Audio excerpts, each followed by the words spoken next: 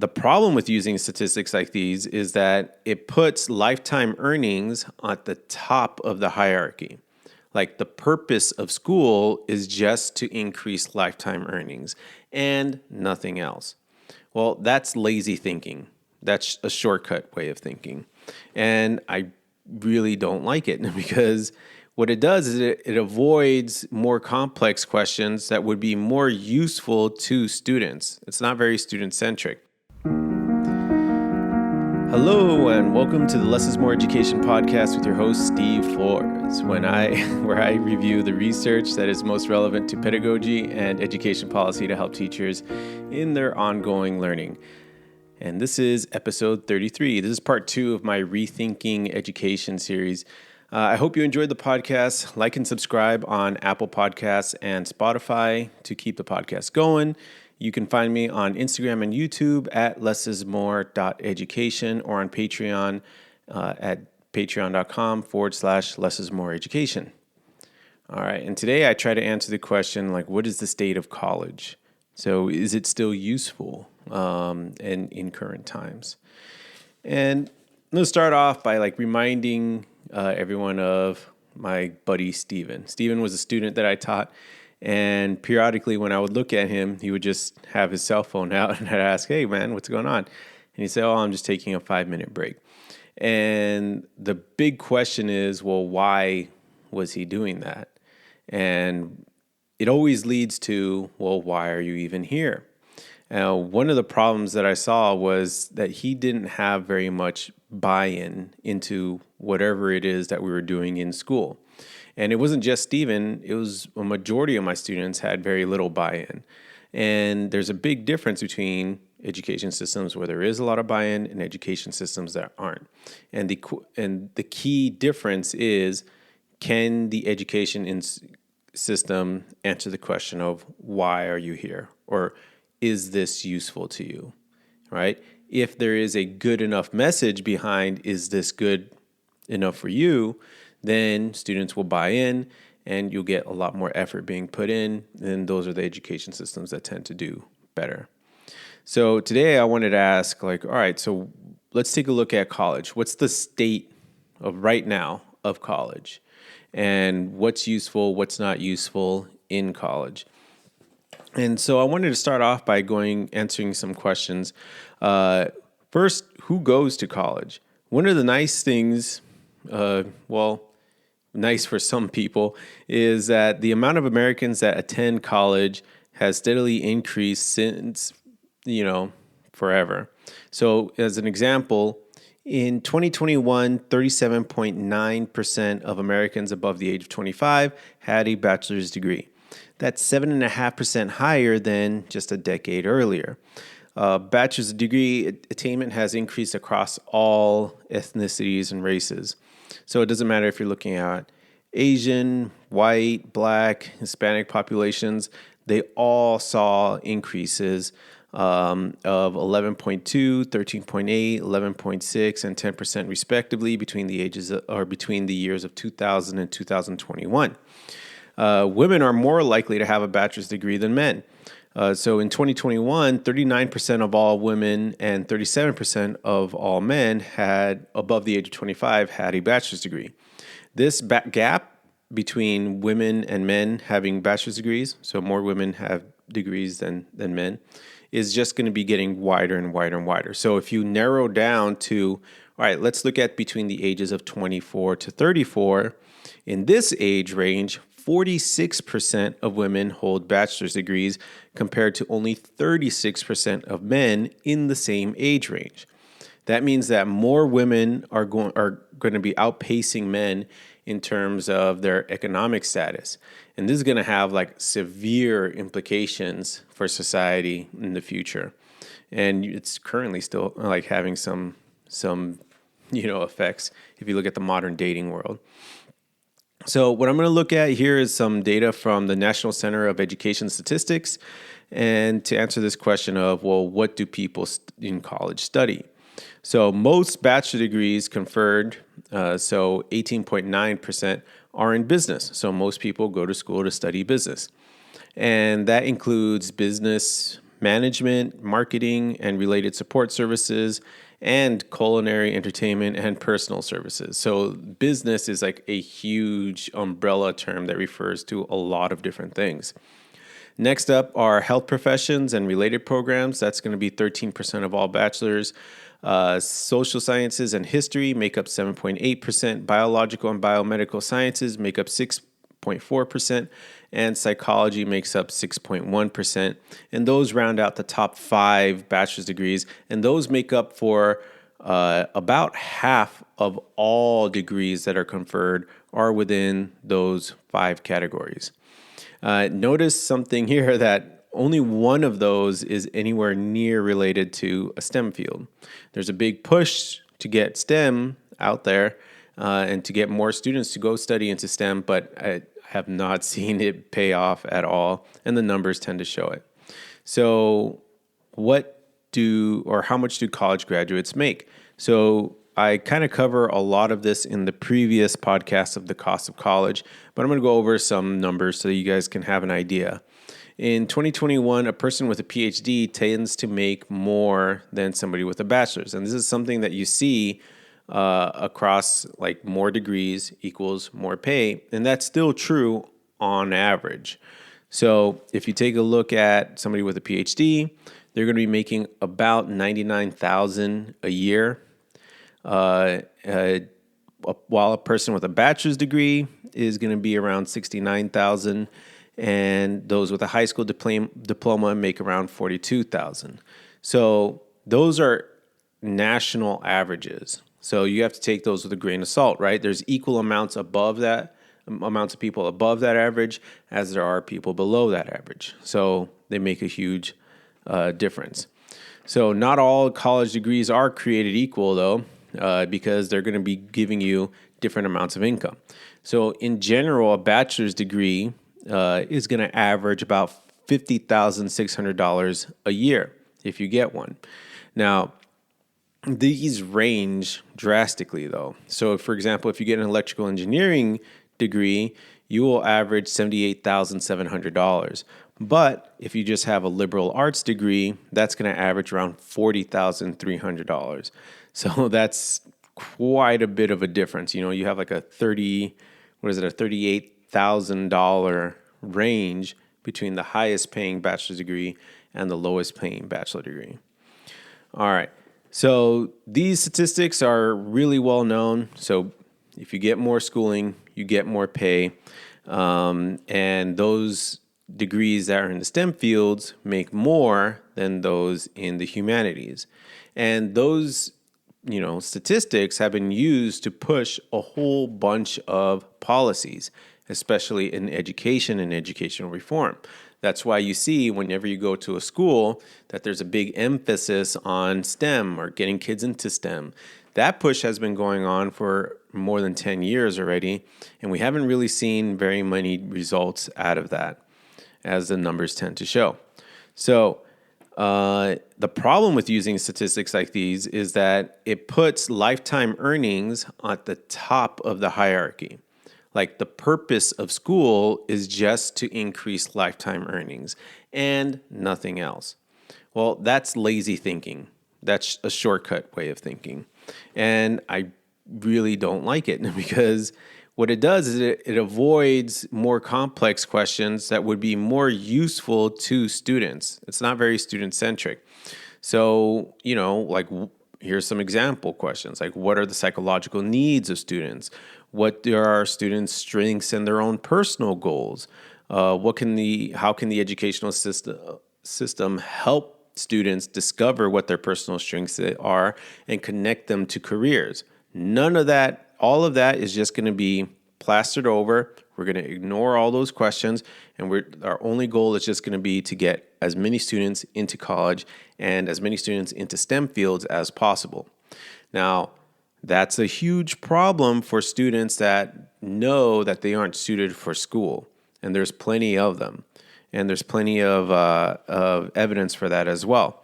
So, my hypothesis is if you give students a choice, even if you have the best educational system, a lot of those students are going to choose to not go to college. My evidence from that actually comes from Germany and Finland.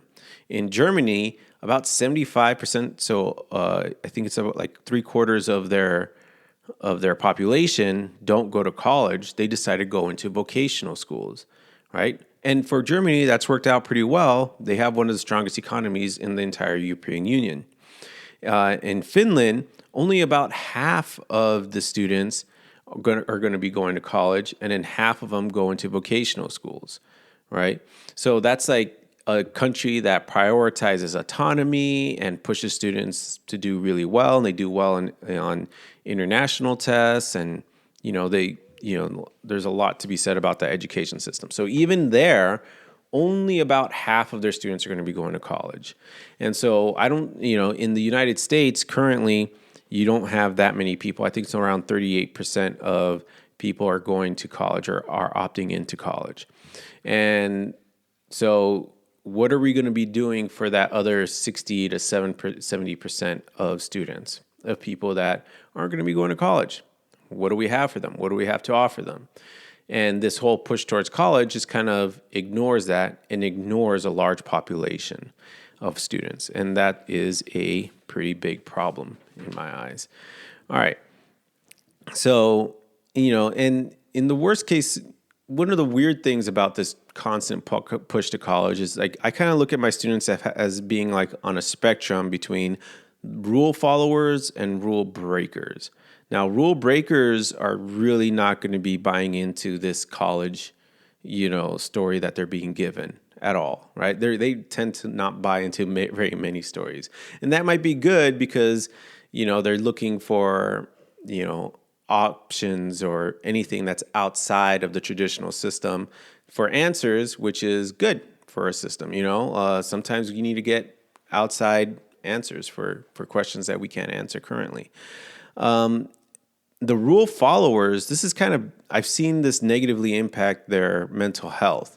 If you're a real rule follower, and there's plenty of them, and I had plenty of them in my classroom, what they tend to do is if you give them an objective, they're going to pursue it with their entire hearts.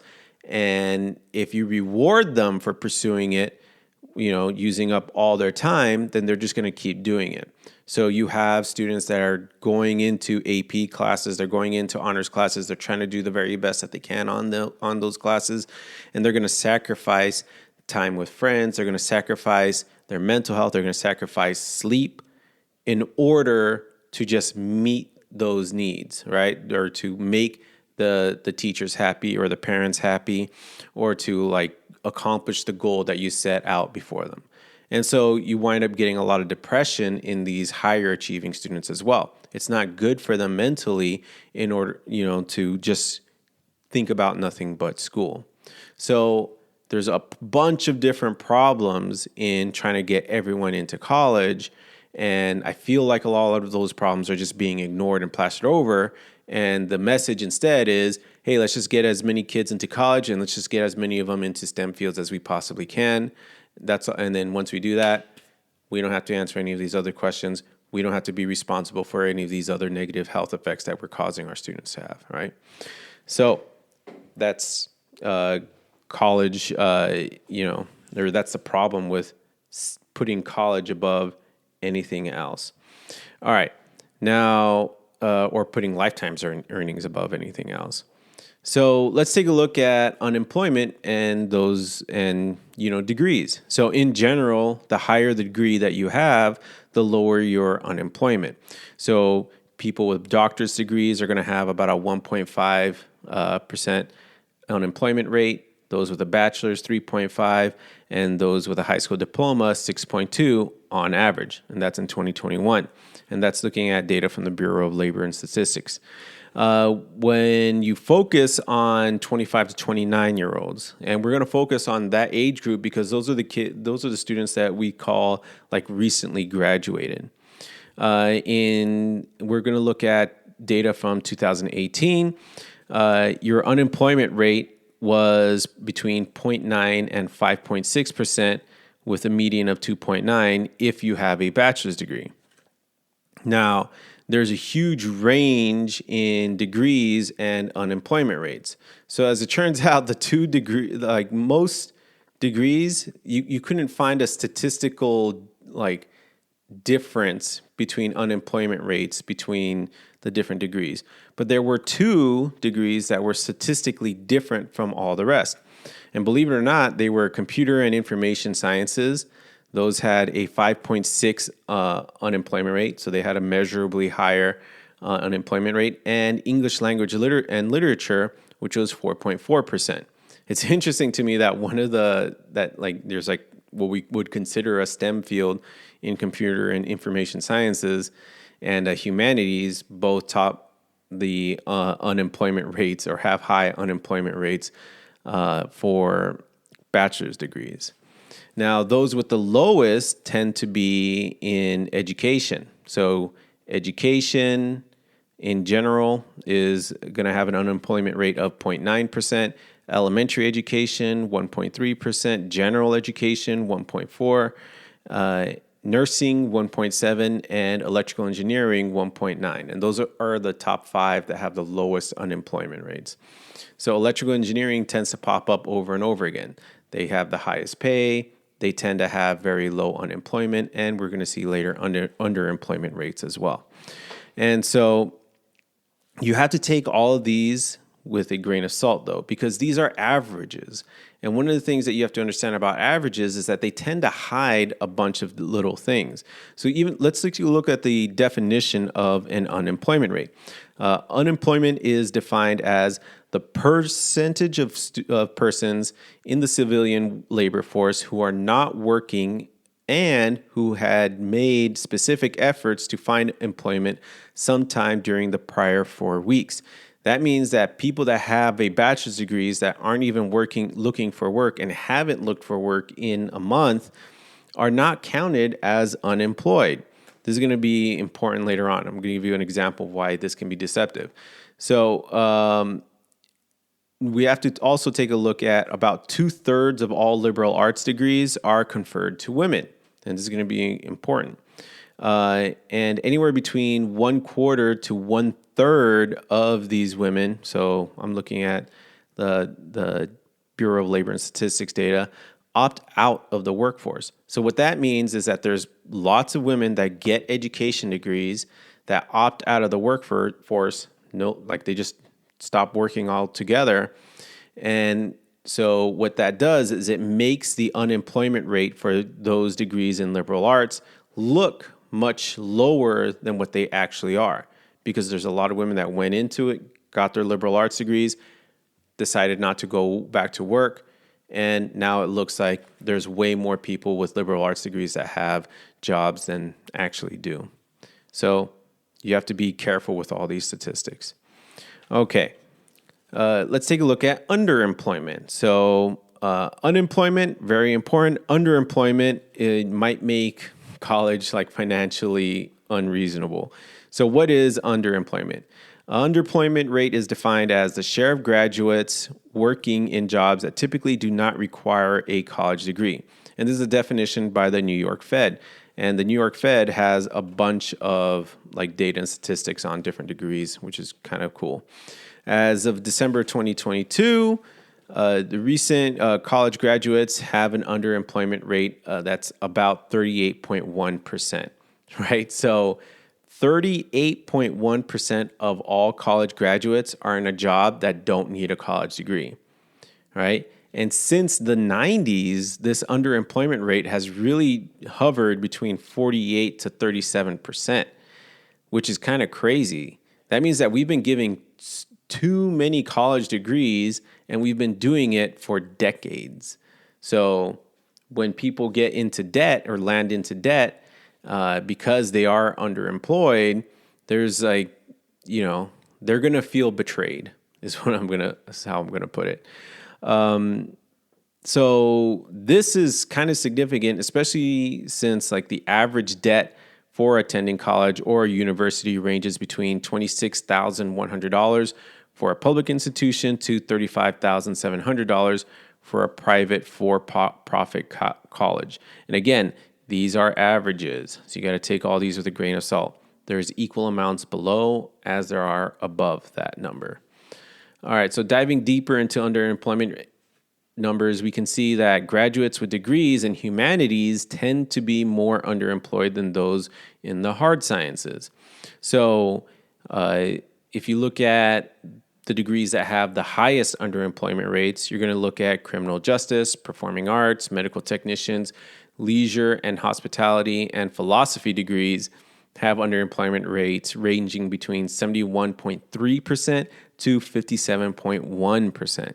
That's a huge range, right? Imagine that there is a degree out there that you can get, and like almost 3/4 of the people that graduate with that degree are going to find themselves in a job that does not need any college degree, right? So it's basically they wasted their money. In contrast, those with the lowest underemployment rates are nursing, pharmacy, civil engineering, elementary education, and again, that could be artificially low, and electrical engineering degrees have underemployment rates ranging between 10.1 to 15.4%. So again, electrical engineering keeps popping up. In all my research, I'm like, this is the one degree that has the biggest payoff. And even then, it won't have a payoff if you take out loans for it and go to a UC. So you can hear more about that in my previous podcast. So this is an interesting delve into this information. So here we see elementary education crop up again. And, again, those numbers could be artificial. So underemployment isn't all bad news, though, because there are things that are called good non-college jobs. And good non-college jobs are just defined by the Federal Reserve Bank as those jobs that do not need a college degree, but earn at least $45,000 a year. In the 90s, about half of the underemployed graduates attained good non-college jobs. That percentage has fallen to 34% since January of 2021. This means that it's not good news that that's going down, right?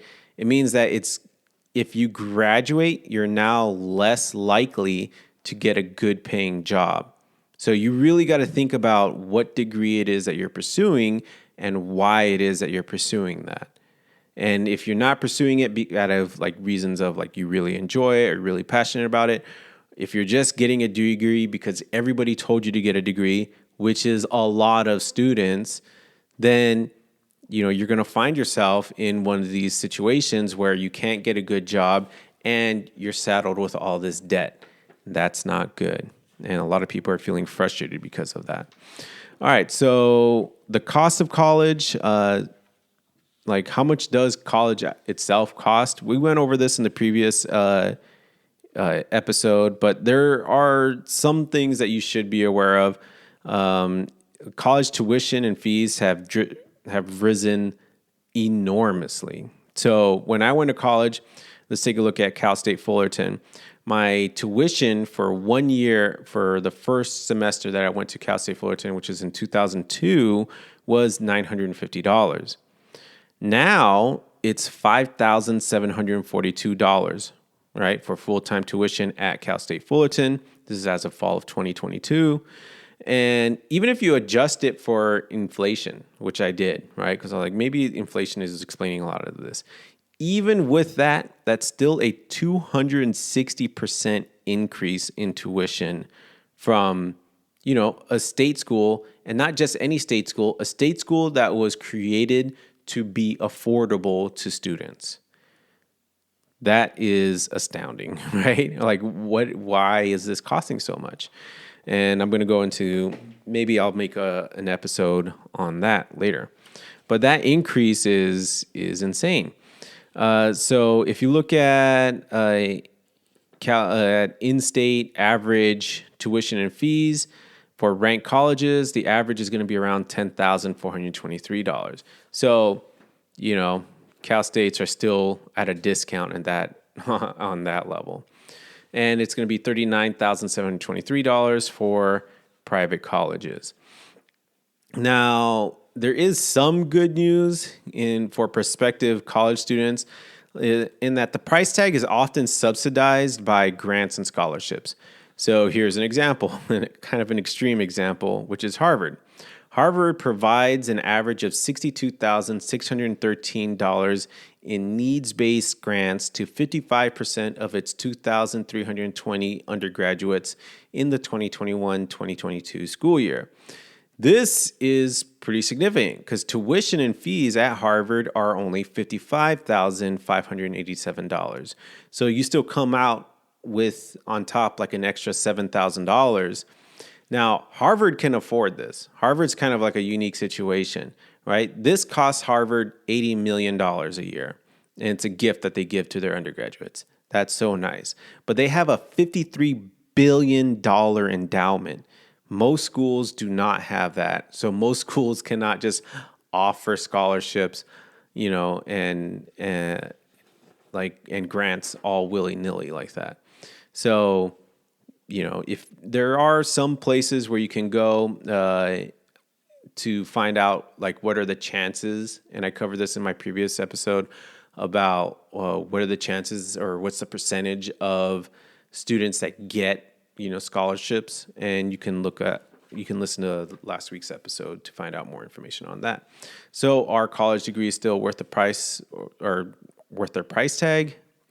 In general, STEM fields are more or less going to be if you don't pay 100% for them, right? If you go to a UC makes like absolutely no sense to me at this point. Even if you get the highest paying degree, an electrical engineering degree, the payoff for that degree won't come for another 10 years after you graduate. So let's say you're a young person right now, and let's say that you finish in 4 years. You finish in 4 years. Most people don't, by the way. You finish in 4 years. You took out loans. You went to a UC. You're making good money as an electrical engineer, but you have to pay down all that student debt, and that's going to make your DTI above 20%, which puts you out of range for buying a home. So you graduate, you're diligent about paying off your debts in 10 years, paying off those student loans in 10 years, and then you'll finally start to be debt-free enough to go buy a house. That's crazy. So what that means is you buy a house in your early 30s. Most intelligent people wait to have a house before they have kids. So now what they're doing is they're pushing kids out into their 30s. Well, once you go past the age of 30, you start to run into all these fertility problems, right? And many people above the age of 30, couples that want to have kids, cannot.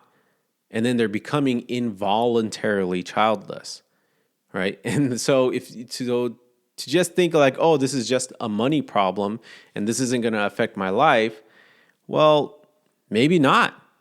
What if the cost of going to college means you won't ever get to have kids? For some people, that's a reality, and that is scary. And that is, a big letdown in our society. So let's move on, though. What about vocations, right? And I wanted to look at vocations because, this is still higher education, vocational schools that exist out there. Vocations are really interesting to me, but they have some upsides and they have some downsides to choosing a vocational path. Like the upsides are it's less schooling. Some of the vocation degrees that you get out there are going to be offering a high amount of pay. The downside is most of those high-paying vocations exist in industries that are not attractive to women at all, right? And that's a problem. And I'll shoot out maybe a possible solution, and we'll see what you guys think about this. But let me give you an example. Let's say you want to be an electrical line worker. So that's somebody that goes and fixes electrical pole lines, right? Now, these I'm going to pick these because they're the highest paid vocation that you can get out there. So they have a median wage of about $78,310. So they're paying way better than a humanities degree. In California, the average line worker makes about $102,150. So that's actually slightly more than getting an electrical engineering degree. Wow. I wish more people knew about that. So the cost, though, to become a lineman ranges wildly. So you can get a 2-year associate's degree at Los Angeles Trade and Technical College, which is going to run you around $4,792. But you could also go to a 15-week program at Northwest Lineman College, and that's going to run you around $45,616.50, right? According to their website. Now, the nice part about going to Lineman College, even though it has a higher degree or higher cost, is that it has a lower unemployment rate, so you're more likely to get employed right after. But the problem is you're not going to qualify for subsidized note loans, right? So that's one problem. And also, let's take a look at, let's say you take out a loan for this. Now, because you don't really qualify for federal loans, if you want to go to Lineman College, you're going to take a higher rate loan, student loan from a college, and that's going to run you a rate that's around 8%, right? So I'm picking 8% because that's, the average that I could find out there with all the data that I could find. And so that's still going to run you a debt to income ratio rate of 14.9%, even if you go with the more expensive option. So becoming a lineman is actually a really good career if you're, somebody that can't sit still in school. You want to be outside. You want to work with your hands. You want to be still useful to society. Being a line worker is an awesome option. It's a highly dangerous job, though, which is, probably why they get paid so much. Now, this is the trend, right? Is high vocational work pay tends to come with higher risk, and low income tends to come with jobs that are more attractive to women. So there are quite a bit of research into sex differences in work choice trends, and they are related to a country's wealth. So I actually found a study on that looked at, all right, if you look at a country's wealth, all right, so per capita GDP, as that starts to increase, more and more women opt for degrees or for going into, work that has to do more with, caretaking, either caretaking older people or younger people, and clerical work. Now, because women tend to avoid vocations in construction, maintenance, transportation, which pay more than health and caretaking, then they don't get to be paid as much. And so those vocational occupations offer low pay. But one thing that was interesting is that in all countries, women will opt to take, work that gives you part-time work or has that as an option, especially when they have young children. And that's regardless of degree, right? It doesn't matter if you have a bachelor's, master's, or PhD. Now, here's one option that we could use to fix this. And this is an idea that I got from Hungary, right? The country, not like hunger. But in Hungary, what they do is they give you these tax rebates for having kids and raising them. So if you are a married couple and if you have one child and you raise that child, until they're 18 and get out of your house, the wife will get a 25% income tax like rebate pretty much, right? So she only has to pay 75% of the taxes that a normal person would. Now, if they get 4 children and raise them up, that mother doesn't have to pay any taxes whatsoever, right? So they can get a job and keep all of their pay. And I've been thinking about this as an option for, these jobs that typically attract more female workers, like caretakers, right? So Doesn't matter if we're talking about childcare or elderly care or even nurses, right? Especially the type of travel nurses that go to homes and take care of the disabled people. They don't get paid all that much. The very least our country can, or our state could do, and our country for that matter, is not take away their money. Like, why don't we have like the same option for caretakers? Hey, caretakers, if you work at taking care full time of whoever for 5 years, we're going to give you 25, we're going to discount your income tax 25%, and for every 5 years. So by the time you've been working for 20 years, now every dollar that you come in, you get to keep every single bit of it. And that's going to make a huge difference, right? Like the average child caretaker, I think, makes around $25,000 a year. But then they're being taxed on top of that at a really high rate, especially if they live in a state like California.